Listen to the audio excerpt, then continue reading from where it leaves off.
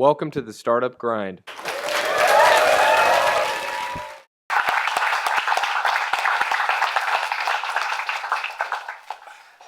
So, usually what I like to try to do is, I like to ask some questions so people get to know you a little bit. So, like, where are you from, and what did your parents do? So I'm from Sacramento. I was born right down the street, basically. My family's from Sacramento. My dad's he started as an electrician, and he wanted to be a pilot, and he kind of did both things. But then at age 40, he became a Sac City firefighter. Oh, cool. And so he was number one in his class, even at age 40, with the verbal and the written and the physical. And so then he became a fire investigator after his career at Sac City Fire Investigation, and then he retired a couple years ago. Oh, that's great. My mom's probably where I get my entrepreneurial side. She started little businesses here and there for the whole time, whether it was Avon or Princess House or some weird names that you guys won't remember. She was always doing something like that. So I probably get the entrepreneurial side from my mom, and then on my dad's side is where I get my probably work ethic. So what do you think was like your first job? First job, I mean, I've done a lot of stuff. So I've worked at Circle K, which I don't know if people remember is like 7-Eleven. Still around. There's a few still around. I've washed dishes. I've worked on the Macy's dock. I went to Sac State, and then I transferred to Sonoma State. This is back before a lot of you guys were even born, so we're talking mid-90s. So I worked on the dock at Macy's. I worked in an athletic gym, which is when I go back and think about the memories of picking up towels from the old guys in the locker room. It's not very, very fun. And then playing baseball, though, is where I kind of realized, especially at Sac City. Sac City back in the day was just a powerhouse for baseball. We were always ranked nationally, first or second. At every practice, it was 7 days a week. Every practice there were scouts, like you see in the movies, just scouts lined up 7 days a week. And so there's so many people. It's funny, you're in your own little bubble. Like in high school, I was one of the better players, and I was transferred to, I was in Auburn, which is a small town north of here. And you come to Sac City, being one of the better players in Auburn, and there's 300 of me. You think in your hot stuff, and you walk out on the field, and there's 300 Darrens. And so You're just average at that point. Yeah, and then you have to stand out and do all that. But what I learned with that is I found out that I should be playing, right? I should be starting, he shouldn't be starting. And what happens is what you think and what your coaches think are two different things. And I didn't like that, whether it's a coach or a boss or whatever, telling me that, you're going to sit and, Joe's going to play. So that's kind of where I think my need to work for myself started. I couldn't have people telling me how I was going to play, so to speak, in the lineup. And you just deal with customers that are just telling you everything else. Oh, yeah. Absolutely. You have 300 bosses. I think it's very interesting. You're like, like a true entrepreneur. You actually drop out of college and start Food to You. So what inspired, where did the whole concept of? Well, actually, first off, tell us about what Food to You is.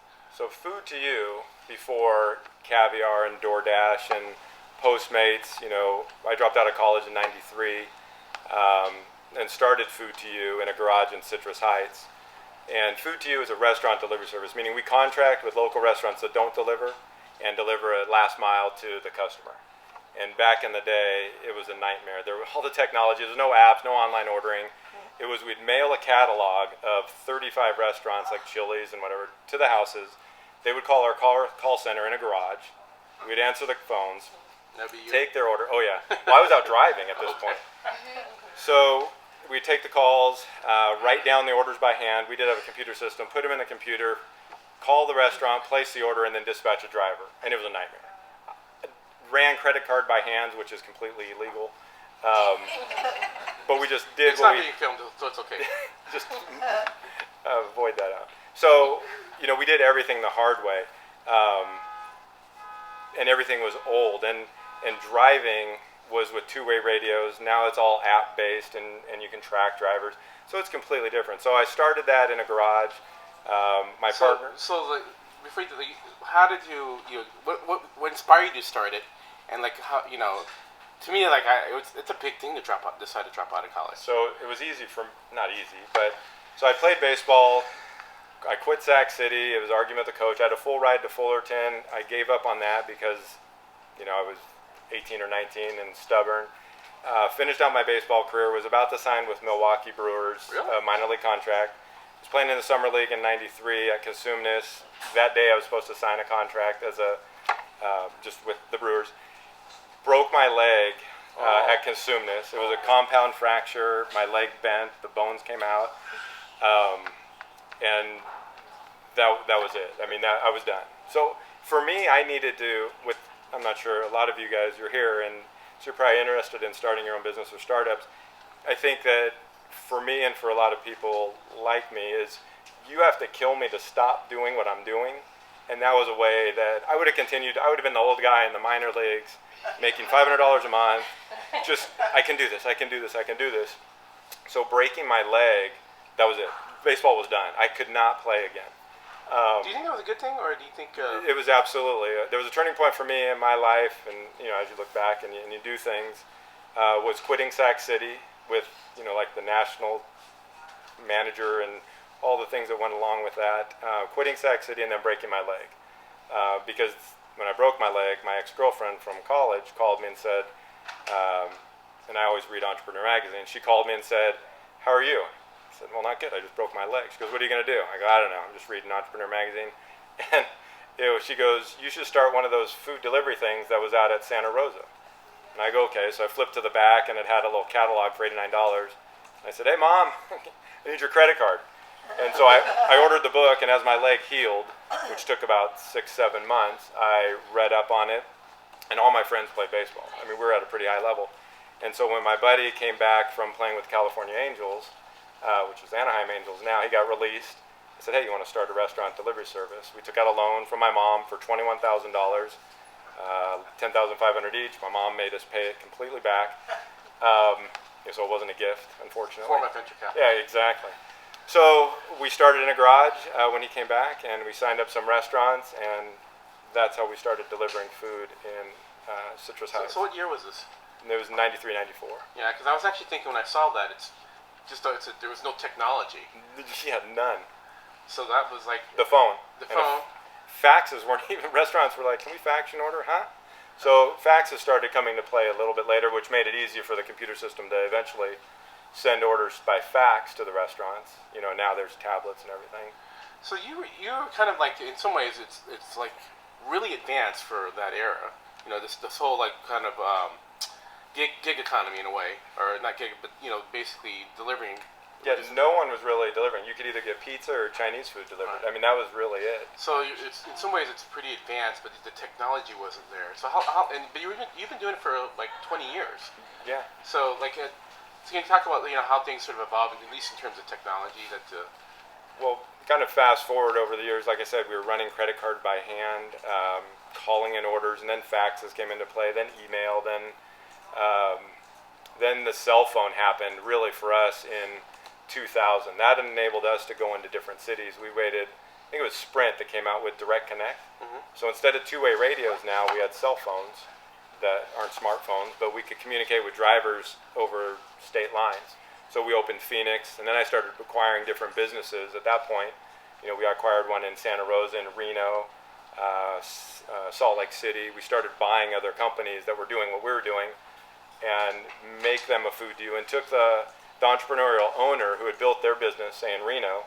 We would buy him out for whatever amount and turn him into a food to you, but then he would work for us, and he would, since he built the business, that was the best person to run it. So to this day, we're in 6 states, 13 markets. Most of those outside markets we own, but they're all entrepreneurs, and so it's a good pull for us to have. We don't have to deal with any turnover. They are motivated on their own, because there's a different breed from just a regular manager to, say, an entrepreneur or someone who has a vested interest in what they do. So, and actually the first time I was here at Startup Grind, and I remember driving home and like, what is that? I saw one of your cars, your FoodJets car. I'm like, that's pretty cool. And I made a mental note, and then Laura she raved about you, like, FoodJets. And so when I actually met you... About me or FoodJets? Well, FoodJets. And actually, when I saw you at the Velocity, I was now at the the capitalized thing. Right. I was actually very impressed. So that's one of the reasons I wanted to have you on here. And then what I was actually really amazed with is how fast. I'm in Folsom, but I would talk to people here, and literally be minutes. They order food and get food like delivered in minutes, and it was a reasonable price. Right. So I guess that puts where how did FoodJets evolve from FoodJets evolved from Food to You? So from Food to You, like I said, we had gone a long time, not a lot of competition, mostly startups in different cities. Our technology was horrible, and that was probably a decision that I would regret, is not figuring out the technology ahead of time. Just letting it stay as is, meaning customers can call in orders and we fax them in, and then companies would come out of, say, Stanford or the Bay Area. Silicon Valley is just a hotbed for these types of companies. They were coming up with technology that made things easier to order, and so you have online ordering, then your app ordering, then you have driver apps that can track drivers. You have restaurants with tablets that integrate into your system. So it's all one unit, right? We're really hands-on at Food to You. We have to have drivers, still to this day, right now in our office, we have dispatchers assigning orders to drivers, getting them to the restaurants, calling the restaurants. I mean, it's old school. Mm-hmm. And so we came up with, should we spend the money, which, as most building your own platform to do what we needed to do is extremely time-consuming and very expensive. And so at that point, DoorDash was coming out, Caviar was coming out, Postmates was coming out, Uber Eats was coming out, so all these, Amazon's doing it now. So all these big companies with billions of dollars are coming up with standard restaurant delivery, meaning takes an hour and it's expensive. They have the technology to do all that they do, and Food to You didn't. So we could either spend our money and time building out a platform that is going to compete against the big guys to do exactly what they do, or spend our money and time on something that's unique and different. And we rolled the dice, and so it took us about a year and a half, and we launched FoodJets November 3rd last year. And FoodJets is completely different than Food to You and other restaurant delivery services, where we have a warehouse. It's a 13,000 square foot warehouse. We have our cars, but the cars aren't just normal cars, they're all Priuses, but we removed the seats and we added electrical in there so we can plug in hot bags or cold bags. And then what we did was we contracted restaurants, local restaurants, mom and pop restaurants, gave them containers, and then gave them a menu to go by. And we have pictures and everything on our app. And what happens is we schedule these restaurants to deliver their meals in our containers to our warehouse for lunch and dinner twice a day, different menu items.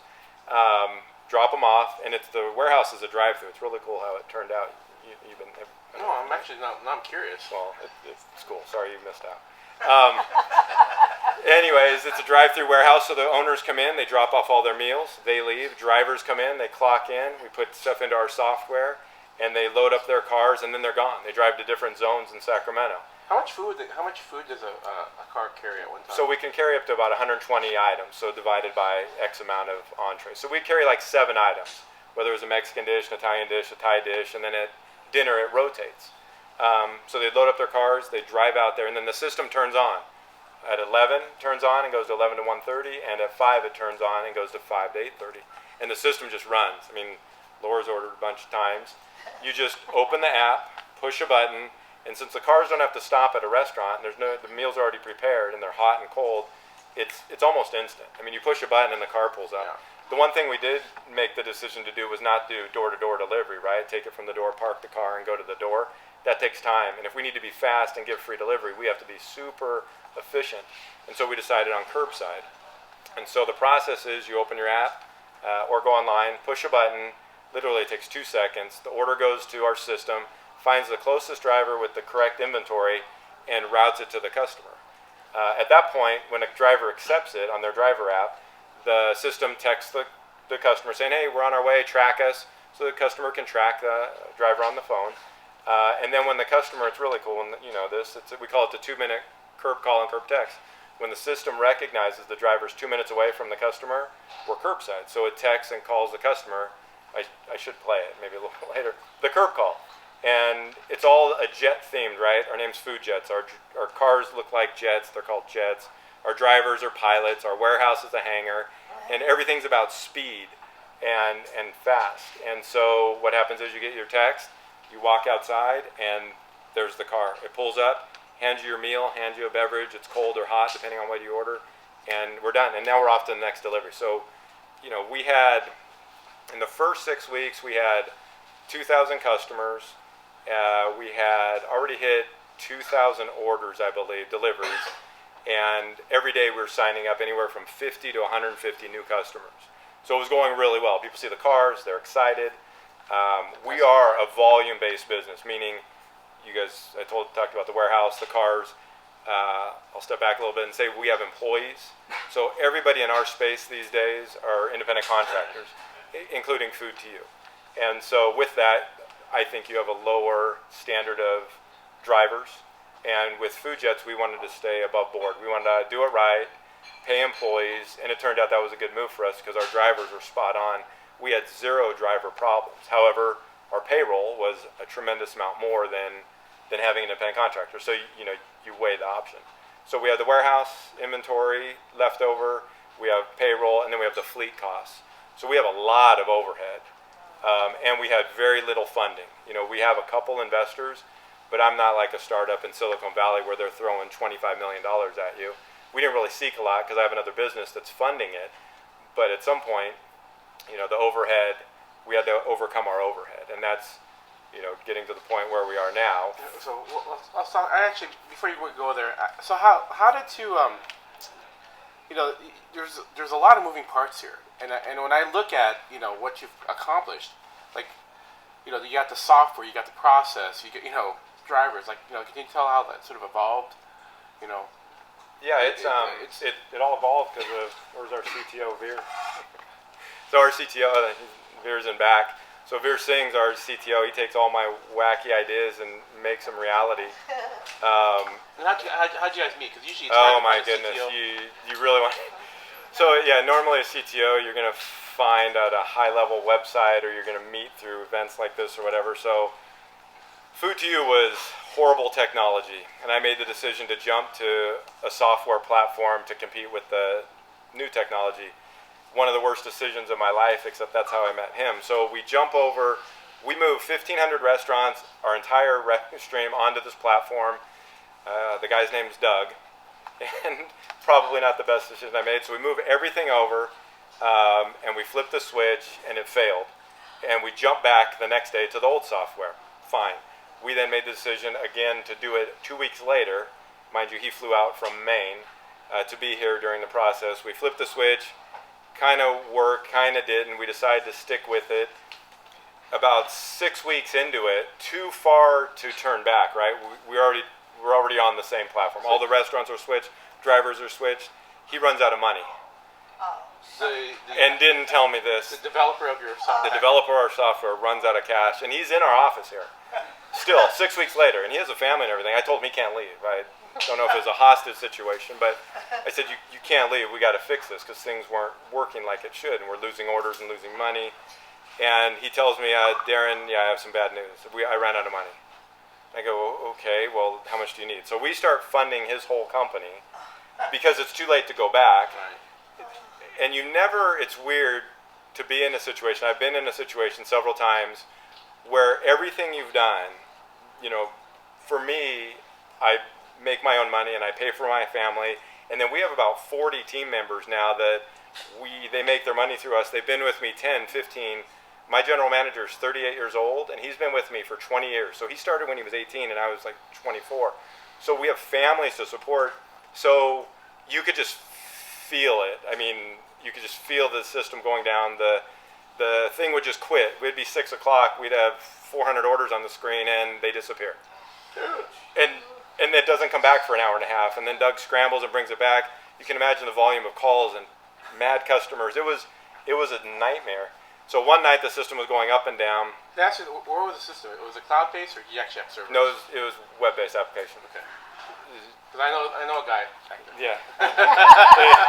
I'm sure that would help us now that we're solid. So anyway, it was very frustrating, and I knew we had to do something. So I'm yelling at Doug, come into my office, shut the door, whatever, and I was on hold with AT&T or something. And I went to Craigslist Sacramento, and I typed in developer. And all the weird ads. I don't know if most of you know the Craigslist. You know all the weird things. I'm like, click, click, click, no, no, no, click, Veer Singh, and it sounded normal.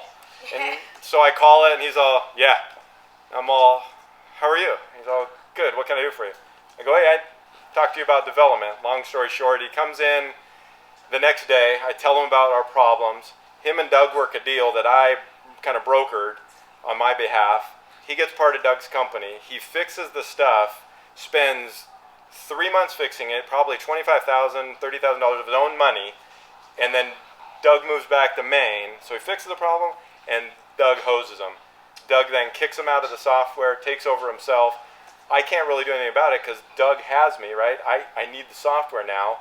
And so Veer and I part ways. And we were friends at that point.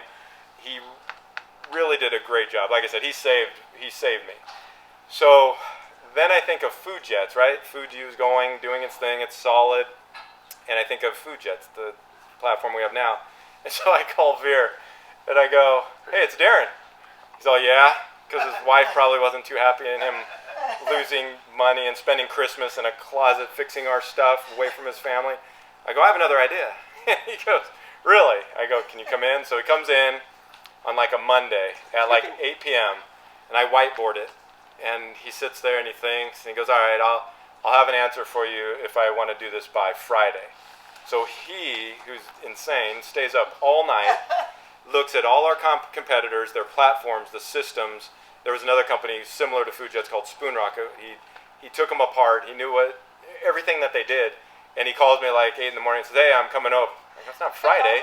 So he comes over and he says, I'm in. He goes, I'm in. You got something. We can make this happen. And so it's funny in the startup world, and you guys will experience this if you already haven't, is whatever you start with is not necessarily what you have 6 months, a year, 18 months into it. It completely changes, sometimes for the bad, but most of the time for the good. It's always trying to make it better and stay one step ahead. And so we built the system. He built a phenomenal system. I mean, you asked how it all works. It's him. And so we have 8 developers, full-time developers that he oversees, and they work only for us, and they built it from the ground up. And so that's where we are today with the development. The other part of it is, you got the technology part of it, but you also had the whole systems. Like, you had to figure out the curb type thing. Totally. You had to figure out, here's the 2-minute warning, and the warehousing, and actually the logistics for the food. It's insane. What we would whiteboard and spend hours talking about is the software and the coding and the algorithms and the logic and the rules. There's so much involved. It sounds tedious, but little things. The system had to look at available drivers. It not only had to look at the car, but then it had to look at the inventory on the car.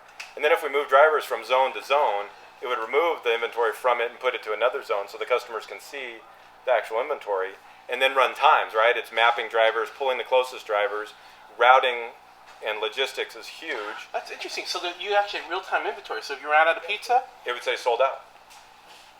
Cool. Well, yeah, cool until the customers are mad.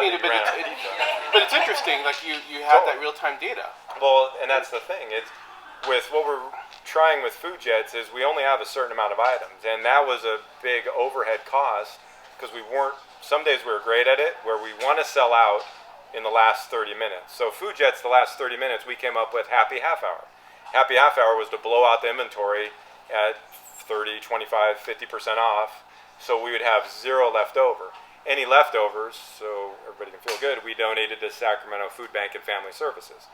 We were donating a lot of meals at some point. I'm all for charity and all that, but at some point you're like, holy cow, we're not very good at ordering, and we didn't have enough information to get good at it yet, right? It had only been 4 or 5 months. At some point you'd have enough data where you'd almost have... We weren't at that point yet. And so... Because I almost think, wow, when I first saw what you were doing, and saw it in the windows, like, oh my God, you figured out the food delivery problem. And did it in such a cool way with the jets and the whole pilot and airplane genre or whatever brand. We did. People want, in my opinion, they want ease of ordering. They don't need, DoorDash. I don't know how many are familiar with it. They go into a city. They just opened up in, I'm marketing for them right now, but that's okay. So they opened up in Roseville, Rockland, Folsom. They just opened up this last week, and they just go in and they just grab every menu in a city and put it on their site and give their drivers credit cards and buy it. And so with us, but it's still long and it's expensive. You know, they mark up and do all this different stuff. But FoodJets is different, right? It's 10 minutes, it's free delivery. Most delivery companies that are happening now, there's so many nickel and dime fees, and FoodJets is one of them. I mean, we're just like everybody else. Because the margins are lower, so you need to make your money somewhere to stay in business. And FoodJets, we wanted to make it simple. Open your app, pick 5 items, and it pulls up at your curb. And it's just seamless for the customer. So we knew customers wanted it easy, and we knew they wanted it fast, and we knew they wanted it cheap. And our fastest, so in the first, like I said, out of all our orders, we probably had 15,000 deliveries total in the first 5 months, and 3,000 were under 3 minutes. And that's because the drivers just happen to be driving by Capitol Mall. You know, you order and it's just right around the corner, pull up. Some customers did get irritated that they would push a button and then have to walk outside. It's too fast. Can you give me a chance to sit down? So it's weird what people complain about. But for the most part, everybody loved it. The customers wanted more of a selection.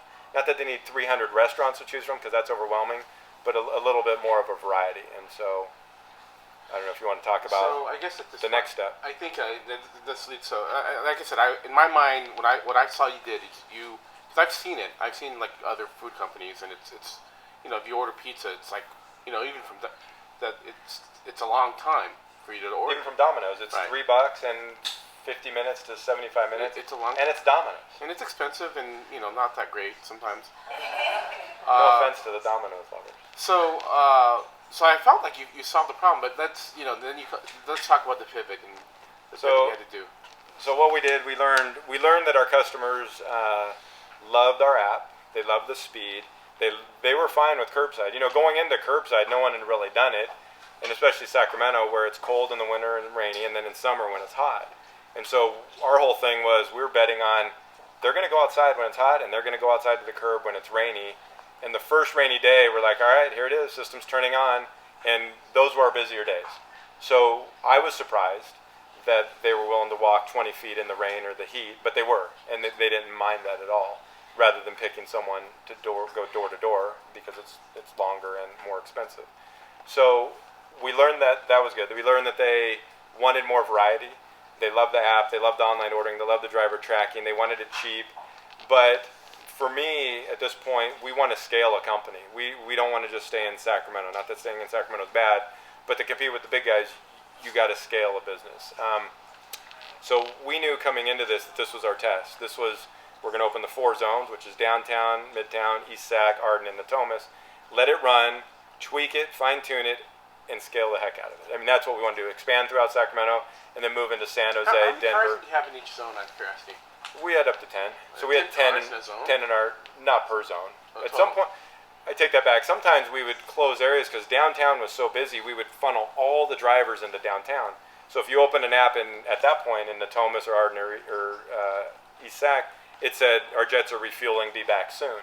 And that's just because the demand got so great, the orders started piling up, that to fulfill them, we had to move the cars into downtown. And so, when you only have so much inventory and so many cars, you can't just go and buy food real quick and do it. It's done.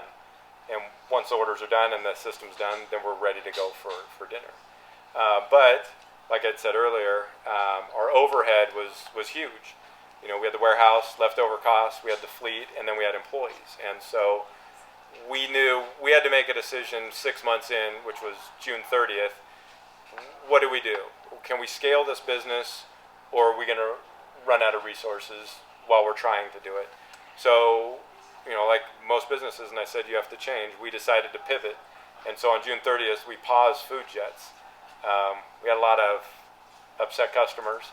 Not upset in the fact that they were mad. They were just like our Facebook thing. Everybody's just like, no! That was Laura. And all these sad face. Sad face and all that. Really, it was a good response.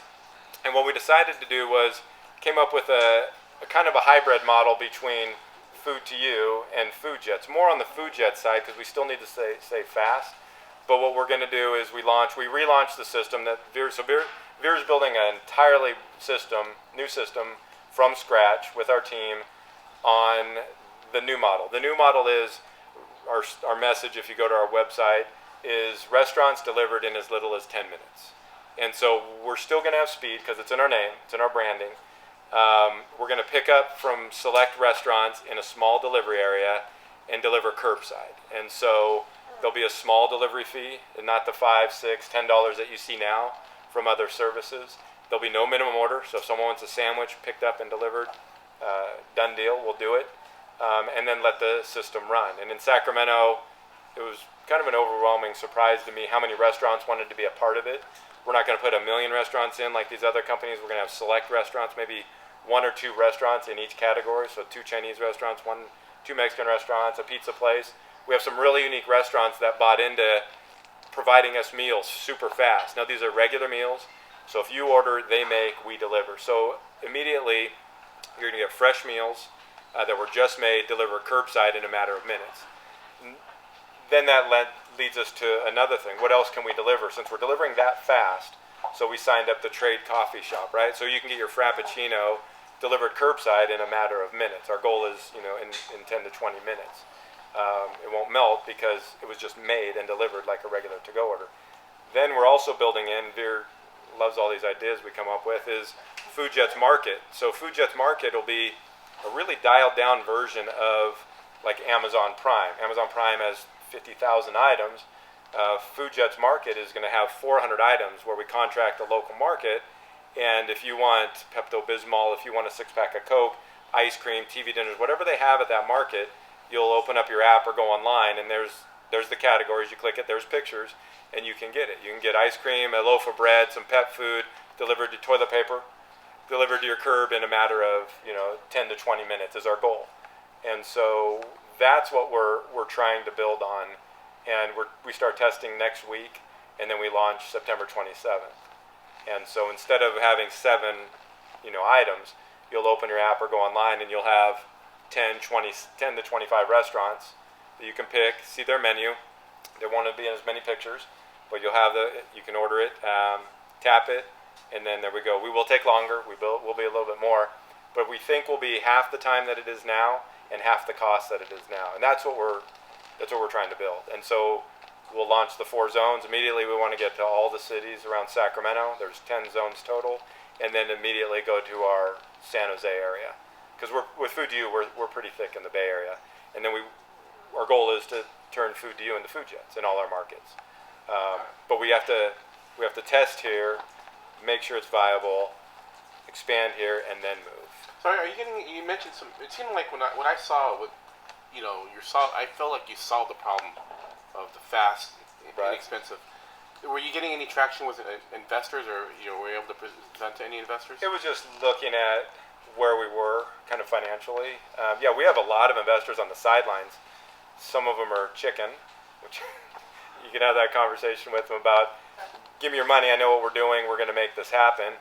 And some of them just sit on the sidelines saying, I'm going to wait to see if you're profitable or if you're going to be profitable at some point. We had a few jump in right away, some close to us. But we didn't need a lot because Food to You's funding, that's the thing about having another company fund the other one. I wasn't relying on all these investors, so we could do it on our own. But again, we don't have 10, 20, $30 million like these other companies are getting to test for the long term. So we had to make a decision right away, right? We know our burn rate, we know what we're losing, and do we want to continue doing this, and can we continue doing this for an extended period of time? And we decided no. If we can't scale this business, and don't get me wrong, we loved it. It was super unique, to build the warehouse, to build the cars from start to finish, right? You start with a Prius, and we're like, hey, let's take the seat out. Let's add electrical, and people are like, you have an electrical engineer look at it and say, yeah, we can do it. Let's tie into the battery. So taking it from nothing to where we were was great, and you do get an emotional attachment, but at some point you need to step back and go, okay, it's going to be great and bankrupt, or you need to do something different. And most business owners understand that. You do need to pivot. And pivoting it's funny because Kurt Roca is a guy who's super successful. He's an advisor to us. He's a VC guy up in Roseville.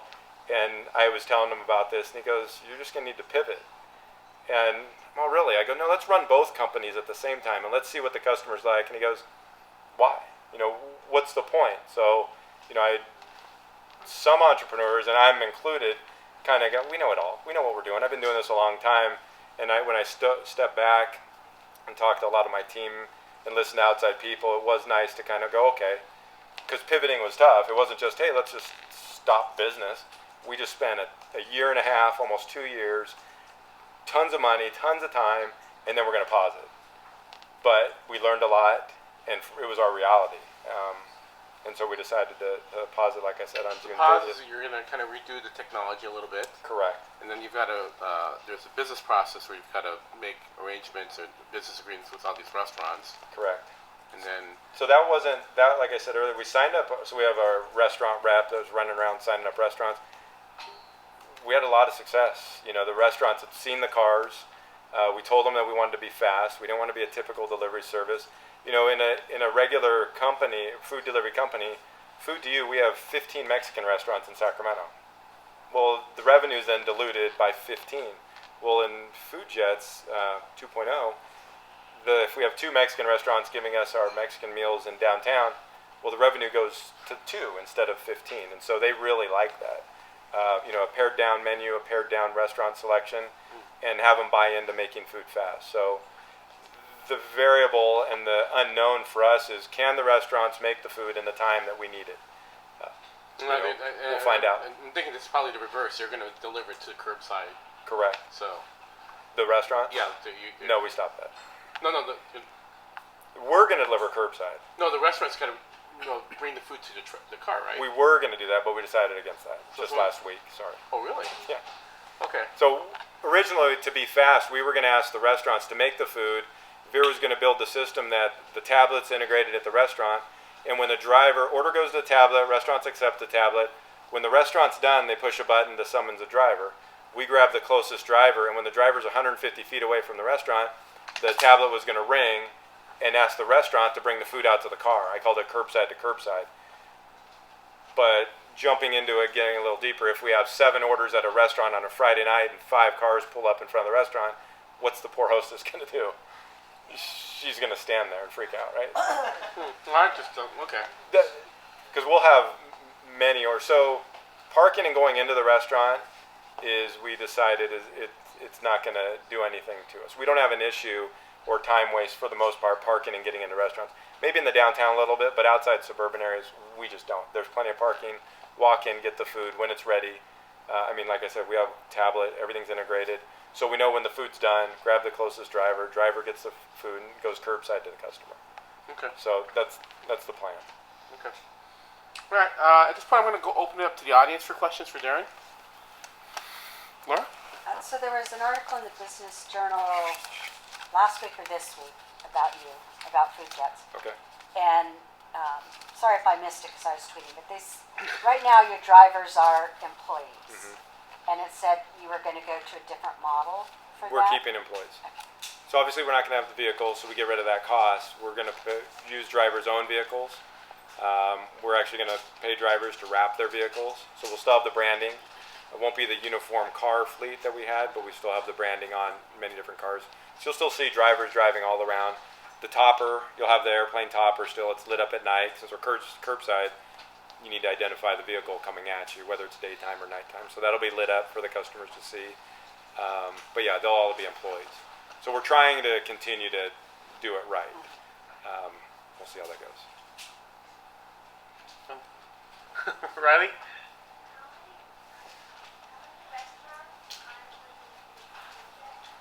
The new service, so far we've signed up about 80 restaurants for 4 zones. We think that every zone is going to have a FoodJets market. Our definite goal is to get a coffee place in each one. So that's unique. Frozen yogurt's another thing we're working on in each one, because that'd be nice to get curbside. And then probably we're going to end up 15 to 25 restaurants per zone. A Mexican restaurant, Italian restaurant, deli, all that stuff. Everything from Thai, Indian. So we'll have a good selection. We just won't have, 200 restaurants to choose from. So good question, though. Will the menus be based on the geofence, so whatever your GPS location is, that'll pull the available? Correct. Menu. So Veer's building zones. Customers will put in their address. It'll grab the restaurants that are associated with that zone, and then we even go one step further so we can be fast. if a zone is larger, say Arden or Natomas, it won't populate restaurants on the app or online that are beyond 5 mile drive time, just so we can stay fast. And so that's the plan at this point. Then we can manipulate that and see how it all goes. Okay. So, yeah. Oh, Kevin? sorry. Go ahead. So you mentioned you're in test or about to be in test of the new concept. How are you guys actually doing that test, and how are you gauging success both operationally and customer satisfaction? So testing the system is basically that Veer and I sit in an office and get drivers out there that aren't driving for deliveries and have them open the app and put in fake orders, Okay. have them run around, make sure the curb calls are going out. If there's one thing that he built was a solid system. I think that we learned a lot. When you launch a new platform, there's got to be an outage, right? There's a bug. The only thing we had was Heartland Payment Systems. Couldn't accept a credit card if the 3-digit security code ended in a 0. And that's why you need Wells Fargo. Sorry. Exactly. So that was our only glitch, and that wasn't even they had to build out and code some of their stuff on their side. Took about 2 days, but how many people actually were affected? Very few. But really, the way it ran, we were down 0 times, or 0 days, or 0 hours, which is phenomenal. Most startups these days like to it seems like to throw something out. It's okay, it's buggy, maybe it works, maybe it doesn't, maybe it makes people mad, maybe for delivery that they get the food, or maybe they don't, and then fix it as they go. We're a little bit old school that say, let's throw out a good product so the customer has a good experience and they don't get upset. So there's 2 thoughts on that. I'm more of, well, now I want it launched. So I'm more of, make it work. Doesn't have to be perfect. We'll fix it along the way. But knowing him, it'll be dialed in right when we launch. How do you know whether the restaurant can fulfill its part in your operational chain? They tell us. No, I mean, that's what they're going to say is that they'll do it. So we'll have all the information, and we'll be monitoring the system to run average times and how long someone takes to make a meal. We can only build in so much on our end, but the variable and the unknown is the restaurant. Right. How fast can they operate? But what we've learned with FoodU and FoodJets, and you guys have all ordered food, whether it be Domino's or whatever, if you let the customer know, so if you tell a customer 30 minutes, 40 minutes, an hour, as long as you let the customer know along the way, hey, there's a delay, they're fine 99% of the time. And that's what our system does. If a restaurant's running behind, it alerts the restaurant, alerts our staff, and it lets the customer know the entire process. Hey, restaurant just said it'll be 10 more minutes. And then we'll start discounting stuff if it gets later and later. And that's what we're up against right now. Kevin? How is the money going from the customer to the restaurant owners? So at this point, we collect the money. So FoodJets will collect it, or FoodU, and you collect it, and typically you send it out every couple of weeks to them, with a statement, whether it's a check for FoodU, which is old school, or most days money's just dropped into account, ACH, Okay. So with an emailed statement. They just trust you'll pay them every month. Yeah, they do. And you have some sort of accounting system where they can see, The restaurants? they could log in and see, No. they don't know how much they have. No, mom and pop restaurants rely on us to provide them accurate accounting statements. No, that's what I mean. So they could go in and see how many orders they've Correct, had. Okay. yeah. There was some. How are you able to connect with area investors? So for me, we have 3 investors. One's our business attorney, one's our financial advisor for FoodU, and one's a mentor of mine who was a family friend I've known forever. He owns 70 Taco Bells, and he's in his mid-70s now, and he's always giving me advice and stuff. So those were the 3 investors that we had, knowing that we were funding most of it. I think finding money is very difficult. I was told by Steve Mills, who's a venture capitalist up in Roseville, along with Kurt Roca, he had come down to the office. They were looking at giving us money, and typically they don't give companies money unless they're doing $10 million or more in revenue. Well, FoodJets had 0 in revenue, but they were looking at us. And he had a perfect thing. He goes, I've been in your spot, Darren, before. Sitting in my office, he goes, I know what you're thinking. I go, what am I thinking? You're like, just give me the money. Just give me the money. And I go, how'd you know that? And we had a good relationship, and we had a good talk, but they have to do their due diligence, and they abide. It ended up, they stuck with their $10 million revenue plan, and when we hit that, then that'll open us to us. But at $10 million revenue, can we fund ourselves again? That you get to that point. But they typically take companies from 10 million to 100 million or more, and that's what we look to do. But getting funding is super tough in our field. So our space was super hot. There's Uber Eats, Amazon does delivery. Like I said, Spoon Rocket just went out of business. So Spoon Rocket started in Berkeley. They expanded. They burned through $14.5 million in 3 years.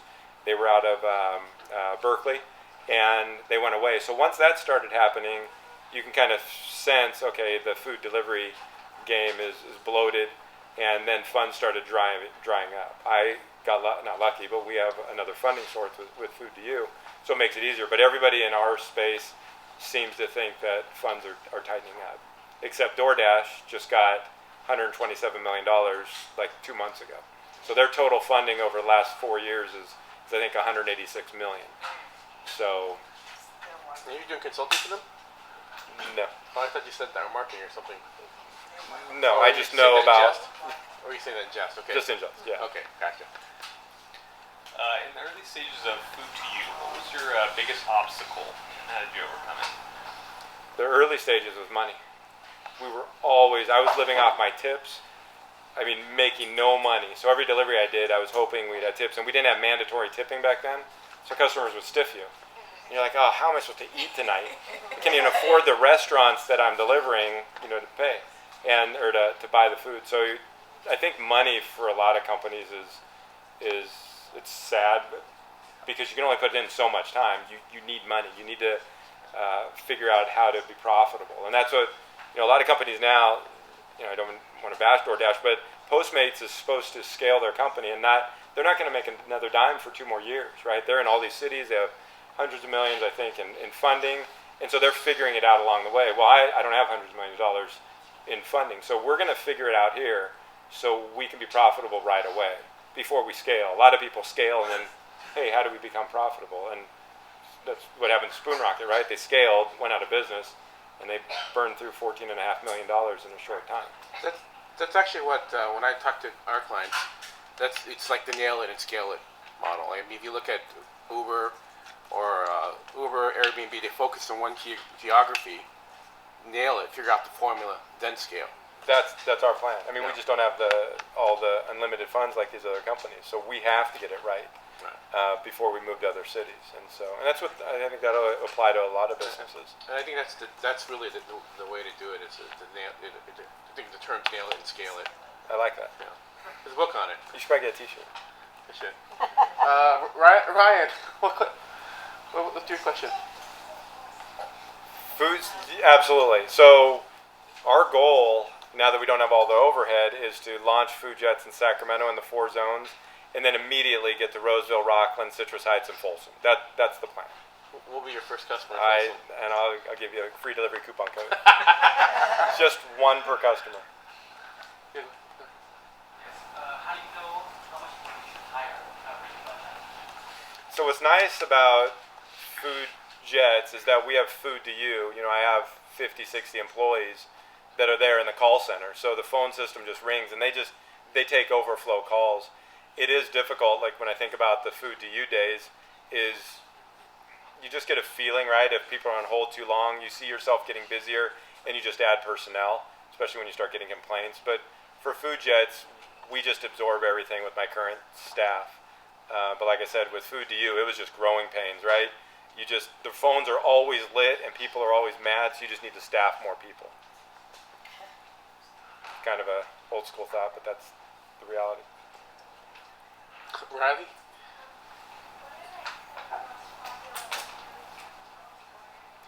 So ribs were off the charts. So when we had TNR barbecue and we'd do the ribs, or we did the brisket or the tri-tip, that was the number one thing. You're making me hungry now. I know. It was the number one thing. I think then Italian was good. Mexican was really popular. So maybe those 3 things. So American, barbecue, and then Mexican and Italian. There's a question over here. Kevin? If another startup decides to adopt the same business model as you, at what point will it decide to pivot again? And grow faster and have more funding? There's always going to be those people, right, that have better idea, more money, and scale before you. I mean, we're trying to be that one to do it, and who knows where it's going to go. Time will tell. We think we have a unique model. We think we're going to capture a good market. We think we're different, which I think people are looking for. We think I know we have the technology. I don't know. Would we pivot again? You know, I don't know what we could pivot to as far as door-to-door delivery. Would you decide to acquire them at any point? Absolutely. That's what a lot of companies are doing now. So Grubhub is a portal. They're a $3 billion company. They've acquired a lot of food-to-you type companies. You know, I've been approached by 4 other large companies to buy food-to-you because we have a good footprint in a lot of markets that are underserved. But they would not buy food-to-you because I'm going to compete against them with FoodJets. You know, use the same data. We're using all the food-to-you database, customers, team, staff, drivers, restaurants. So, you know, we're not going to get acquired by anyone like Grubhub. But that is an option for a lot of companies, is to acquire, because you flip a switch and one day you're not in Sacramento and the next day you have 400 restaurants in, 200,000 customers and 400 restaurants in Sacramento and in other cities. And so, it is an option. Laura? What are you going to do with the fleet? Yeah, those cars. The fleets get unwrapped, they get put back together, and we take them back to enterprise fleet management. So they're the ones that handled all our cars. Well, they're not leased. Yeah. Oh, yeah. Okay. And they have enterprise is great because it's a one-pay thing. They take care of everything, flat tires to dents and stuff like that. But they're expensive. Well, I will tell you that walking in after we unwrapped the first one and it was going back, we walked in the warehouse and we're like, oh, look at car number 1. Like it took off its costume. Can you talk about your work-life balance? That's a good question. People have asked me that before. So I knew that, I started without kids, without being married. I was 23, and then we had kids, when I was closer to 30. And I didn't want to be one of those dads that I could have easily worked 100 hours a week. I mean, I had done it. I'd driven and dispatched and order took and signed up restaurants and did marketing and worked 80 hours a week like a lot of, entrepreneurs do, and to be successful. And then you have kids, and then you have priorities, like you said, a work-life balance. And my thing was, I didn't want to look back and regret not being a dad versus a successful businessman. So I made the decision to, my son's now a junior in high school, and my daughter's 13, which is hard to say. And so I made the decision to be a dad. And so could I have a bigger company right now? Yeah, absolutely. I totally could if I would have put in, 80 hours a week. I'm not saying I didn't work. I tried to work smart. My team is unreal. I got lucky because they worked very long for very little pay. Not now, but for a long period of time. And they enabled me to come in late and go home early. And so I didn't miss anything with my kids. And I'd say that that's probably the smart way to go, in my opinion. I hear football coaches, especially I think Bill Parcells was the famous football coach, and they asked about his kids, and he said, I don't know, ask my wife. Ouch. And then he kind of got sentimental about it. They're gone. They're married now, and he missed that window. I didn't. So Cats in the cradle and so. Don't do that. totally. So actually, I wanted to ask you. So at what point? And sorry, but in a blink of an eye, your kids are from 2 to 14. It's weird. All your grandparents and parents say that. Oh my God, I closed my eyes and they opened up, and you're growing. We're like, calm down. No, it's not. It is. Now that I'm at that stage, it's different. And so now I can work longer hours because my kids, my son drives. My daughter's starting high school, and she's 13 and 14, so she doesn't care about dad so much. I'm sure that'll recircle around, but she's a teenager now, and so anyway, that's where I'm at. So for FoodTU, what point did you feel like you went from a startup to this is working to how many years into it? It took us a long time, and a lot of hours. I mean, it was talk about startup grind. It was a grind. My wife is opposite of me, and she would say, "Can you just go get a job at UPS?" Because I would literally, if you own a business and you have people, I have many times stopped taking a paycheck. It's just what I did. to pay my employees, to make sure they didn't leave. And I do it for a long period of time. And for me, it was like, yeah, we're running low. Something happened. We've had lawsuits before. I mean, if you're in business, especially in California, you're going to be sued. I just did whatever it took. And anyway, that's kind of the. So was it 3 years, 5 years, 10 years? What do you It was. You felt like It was probably 5 to 7 years before I started acquiring different companies, and that's when I thought, okay, this is where we need to go. I don't want to start them from scratch. Let's buy businesses, flip them into a food to you, and have that owner work for us, and buy them out. And that's when it started really happening for us. So at the 7-year mark, you felt comfortable. Definitely. Okay. And that's also when I was able to take more time off with the kids and live more. Right. Rather than at the office. So maybe survive 7 years, you're doing something right. Yeah, absolutely. Pamela? I just want to ask you, basically with this whole rideshare economy, with Uber, Lyft, and Postmates, the whole gig economy, just everything that's happening in this economy, and specifically for the Sacramento region, what do you see is like the future? What do you see? What is your vision of our future in consideration of the rideshare economy and the gig economy and, just the shared economy in general? Like, what do you see? As far as that goes, I think the biggest thing is probably the independent contractor relationships with companies. I think there needs to be more of there's two-tiered system right now. You have independent contractors where companies pay piecemeal, there's no benefits, there's no payroll taxes, then you have employees. I think that there needs to be another step, another classification. So companies that want to use it, like Uber drivers, I don't think are employees. I mean, they said, what, 80% of Uber drivers, 80% of them work less than 10 hours a week. They pop on, they take a ride, they make a little money, they turn off their app, and they go home. There needs to be some sort of classification, because now everybody's suing everybody for the classification. So as far as the future, I think that, getting down the road a little way, I think autonomous cars, is that what you're talking about? I think that is. I just want to know your vision. I want to know what you see, like, as far as, because you're obviously a visionary. Who Well, would I don't even know. think of FoodJets?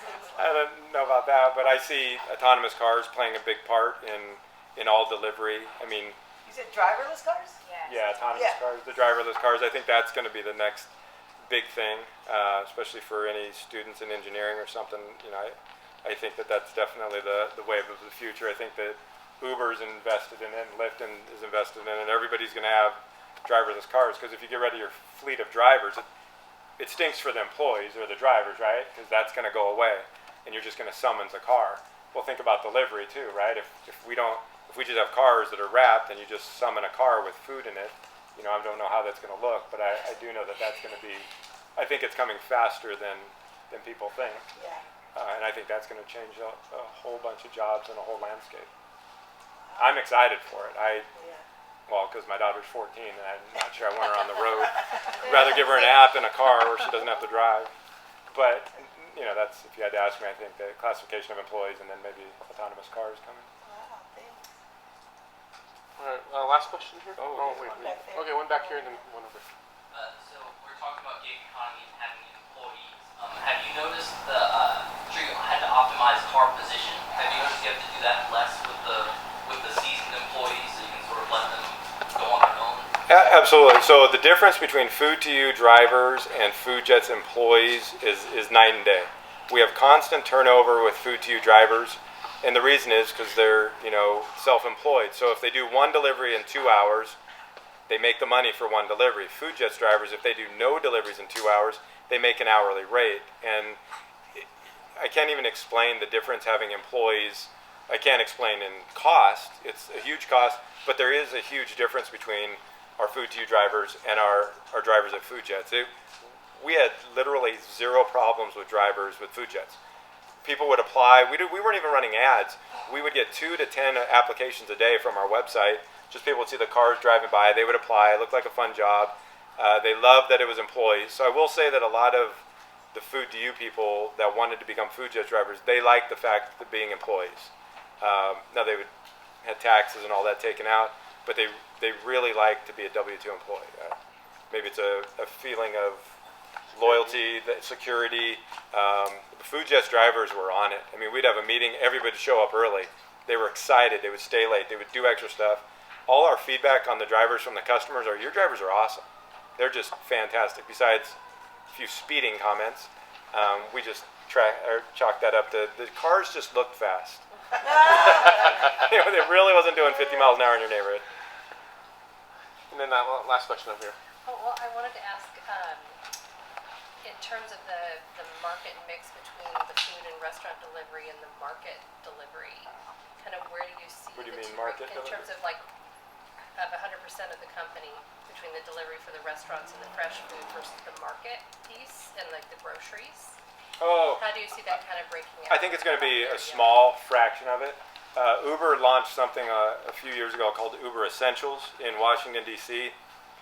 on its own, right? They took a convenience store and they just wanted to deliver that, and that went away. It went away because I don't think that's a sustainable business. Obviously, it didn't work for them. It didn't work for Uber. It's probably not going to work on its own. But having that as just an add-on, right? It's easy. So you open our app and there's, I guess I'll get, like I said, toilet paper, a 6-pack of Pepsi, and how about some Pepto-Bismol, along with my delivery if we want. And so I don't think it's going to be a huge amount. I think it's going to be a benefit to the customer, and maybe Veer's going to make it so eventually when you're done with your food order, it's going to say, hey, for 99 cents, you want to tack on whatever it is at the convenience store, because there's a ton of stuff at the convenience store. Then it gets into wine and beer delivery, right? That's a whole another ballgame that we're looking at, but FoodJets, wine and beer. Why not? So, I don't think it's going to be a huge part of our business. I do think it'll add on and be a nice thing for our customers. I don't know how many of you would partake in essentials, but I would. So my last question is, who's your favorite superhero? Let's say Spider-Man. All right. It's because my son and I watch those movies. Well, we actually, I'm going to take the sticker off. We actually made this for you. You are your hero. You're actually one of our heroes. So you're a star of your own video game. Perfect. And, I want to thank you for taking time to Yeah, speak thank to you. us.